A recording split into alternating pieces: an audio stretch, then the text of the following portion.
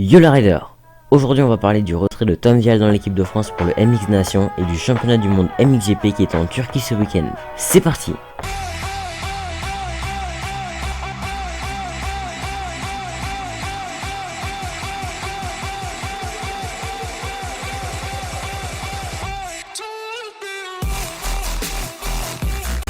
On le sait depuis la semaine dernière, Tom Vialle ne participera pas au MX des Nations à cause d'un bout de tissu.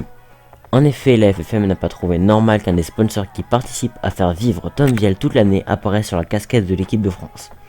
Là je vous ai résumé la chose, mais en réalité c'est un peu plus compliqué. Les pilotes Monster Energy possèdent le logo Monster sur leur casquette, mais il ne prend qu'environ 40% du devant de la casquette. L'équipe de France a donc proposé la même chose à Red Bull, sauf qu'eux ont réclamé plus.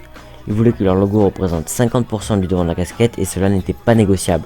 Selon la FFM, il ne devrait pas y avoir de logo de sponsor sur la casquette car, je cite, c'est le motocross des nations de la FIM et non le motocross des nations des sponsors.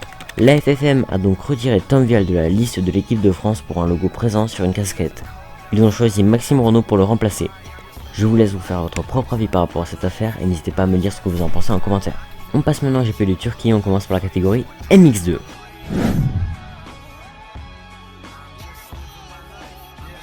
C'est Prado Garcia qui fait le shot de la première manche avec derrière lui Maxime Renault, Jago Geerts et Tom Vialle. Alors que Renault revenait sur Prado Garcia, il chute et repart 4ème. Il double Tom Vialle et revient sur Jago Geerts. Mais Renault qui était second, rechute et termine 4ème. Tom Vialle est passé de la 3ème à la 8ème place à cause d'un problème de mal au bras.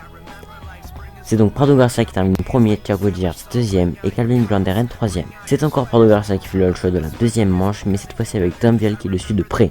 Pour son deuxième GP mondial, Juan van de Moesdijk termine 3ème à la seconde manche avec derrière lui Maxime Renault qui n'a pas signé un bon départ et Jago Geerts qui était moins présent qu'à la première manche. Au classement général, Prado Garcia a 195 points d'avance sur Thomas Carlsen et 282 points d'avance sur Jago Geerts. Tom Vialle est 4ème avec 10 points de retard sur Jago Geerts. On passe maintenant à la catégorie MXGP.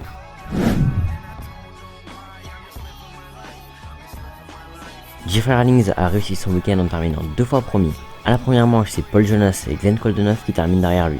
C'est Coldenhoff qui a mené toute la seconde manche pour au final se faire doubler dans le dernier tour par son coéquipier pour la MX des Nations, Jeffrey Arlings. Tim Gager a chuté à chaque manche ce week-end mais toujours reparti et il a terminé 6ème et 3ème. Au classement général, Tim Gager est premier avec 202 points d'avance sur Jeremy Seewer et 245 points d'avance sur Gauthier Paulin. Glenn Coldenhoff n'est qu'à 11 points de rattraper Gauthier Paulin. C'était tout pour ce Motocross Actu numéro 9, on se retrouve la semaine prochaine pour le Motocross Actu numéro 10. I'ma fuck up my life.